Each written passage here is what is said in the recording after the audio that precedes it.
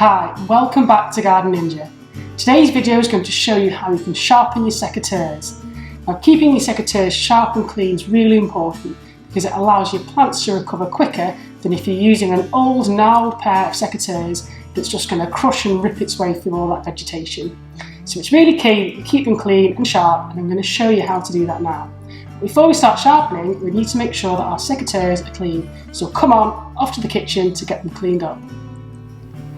So what we need to do before we start sharpening the secateurs is to give them a good clean. Now this pair here, as you can see, are quite scuzzed up. I've been using them this week, done a lot of pruning. So we need to clean them before we sharpen them. And that's really simple. So I'm going to turn the tap on here. And I use this thing called a cream mate, which is basically like an abrasive, almost like sponge. It's quite firm. And what I tend to do is I just wet that with my secateurs. And then I simply use it to rub along the edge of the blade. You see all that coming off there. Same on there, and I'll just keep doing that until the secateurs are clean. Now alternatively, you can use some wire wool or a pan scrub just to scrub all that off if you want, but I just prefer to use this. It's my tool of choice. So I'm going to clean these up now, and then we'll come back once they're clean. So we've cleaned up our secateurs, and now the next thing to do is to sharpen them. I'm going to be demonstrating using this, which is a form of whetstone. Now this is 1000 coarse, which will give a nice clean sharp edge. If you want to do really precise sharpening, then you're probably going to need something even finer, like a 3000, or if you've got really gnarled secateurs, you might want to be using sort of a 500 to really get rid of all those notches and divots.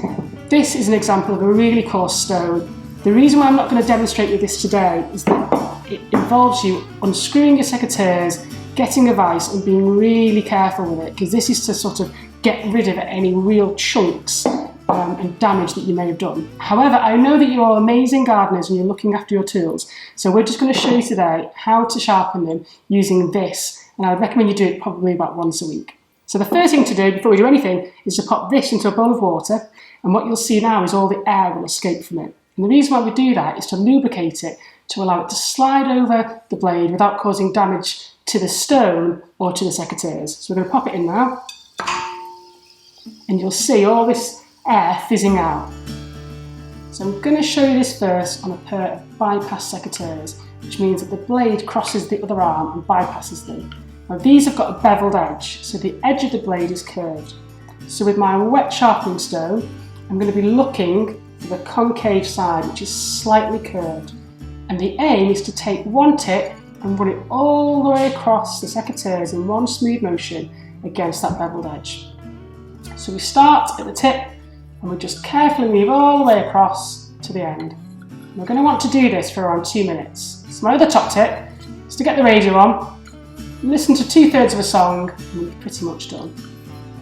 I'm not applying any pressure whatsoever. I'm just letting the blade and the stone do the work together. No force, no drama, following it all the way across, and it will find its natural position. So once you've done your 2 minutes on your bevel side, I need you to flip over your secateurs to the flat side and also flick the stone onto its flat side. What we're going to do now is to remove the burr off the secateurs. Now this isn't something that lives in the woods. The burr are all those fragments of metal that have been bent over whilst you're sharpening that side. And if we don't remove them, they can snag, they can cause issue. We just want a really clean cut. So we only want to do this maybe once or twice, just to remove the burr.